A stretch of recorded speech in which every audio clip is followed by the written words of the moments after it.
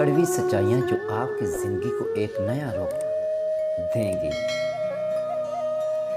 ज़िंदगी का असूल हमेशा याद रखना, दोस्ती सबसे करना, पर भरोसा सिर्फ खुद पर करना। आग लगाने वाले को कहाँ खबर, रुख हवाओं ने बदला तो खाक वो भी होंगे। जो तेरे सामने औरों की बुराई करता है, वो औरों के सामने भी तेरी बुराई करता होगा।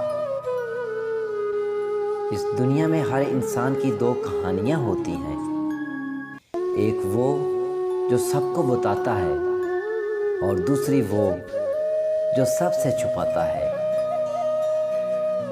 तुम्हारे दिल की चुभन भी कम जरूर होगी, किसी के पाँव से कांटा निकाल कर देखो।